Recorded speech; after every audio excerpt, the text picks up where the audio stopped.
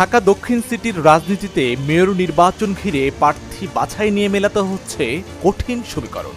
একদিকে জামায়াতে ইসলামীর পছন্দের প্রার্থী ডাকসুর ভিপি সাবেক শিবির নেতা সাদিক কায়েম, অন্যদিকে একই আসনে সাবেক অন্তর্বর্তী সরকারের উপদেষ্টা আসিফ মাহমুদ সজীব ভুঁইয়ার নাম ঘোষণা করেছিল জামায়াতের জোটসঙ্গী দল জাতীয় নাগরিক পার্টি এনসিপি। এতে দুই দলের রাজনীতিকরণ নিয়ে নতুন আলোচনা শুরু হয়েছে।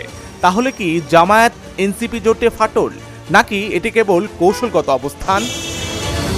ঢাকা দক্ষিণ সিটি কর্পোরেশনের মেয়র পদে সাদিক কায়েমকে প্রার্থী করার সিদ্ধান্ত প্রায় চূড়ান্ত করেছে জামায়াতে ইসলামী, কিন্তু এর আগেই একই পদে নিজেদের প্রার্থী হিসেবে আসিফ মাহমুদের নাম ঘোষণা করেছিল এনসিপি। দুই দলের এই অবস্থান রাজনৈতিক অঙ্গনে নতুন প্রশ্নের জন্ম দিয়েছে।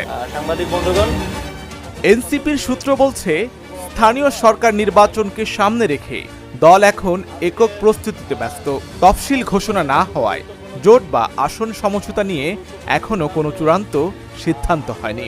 তবে রাজনৈতিক বিশ্লেষকদের মতে ঢাকা দক্ষিণে দুই দলের সম্ভাব্য দুই প্রার্থী সামনে আসায় জোটের ভবিষ্যৎ নিয়েও আলোচনা শুরু হয়েছে। আসিফ মাহমুদ জুলাই গণঅভ্যুত্থানের অন্যতম মুখ, পরে অন্তর্বর্তী সরকারের উপদেষ্টা এবং বর্তমানে এনসিপির মুখপাত্র। অন্যদিকে সাদিক কায়েম ডাকসুর ভিপি, ছাত্র রাজনীতি থেকে উঠে আসা জামায়াতের নতুন প্রজন্মের অন্যতম পরিচিত মুখ তিনি। ইতোমধ্যে নির্বাচনী প্রস্তুতির অংশ হিসেবে ছাত্র শিবিরের আন্তর্জাতিক সম্পাদকের দায়িত্ব ছেড়েছেন তিনি। সবচেয়ে বড় প্রশ্ন এখন একটাই, ঢাকা দক্ষিণে কি শেষ পর্যন্ত নির্বাচন করবেন আসিফ মাহমুদ, নাকি এনসিপি তাকে সরিয়ে নেবে? আর যদি দুজনই মাঠে থাকেন, তাহলে কি জামায়াত ও এনসিপির মধ্যে দেখা যাবে সরাসরি ভোটযুদ্ধ, নাকি শেষ মুহূর্তে বদলে যাবে পুরো হিসেব নিকেশ? এই প্রশ্নগুলোর উত্তর মিলবে নির্বাচনের তফসিল ঘোষণার পরই। ততদিন পর্যন্ত ঢাকা দক্ষিণের রাজনীতিই থাকবে দেশের সবচেয়ে আলোচিত রাজনৈতিক মঞ্চগুলোর একটি।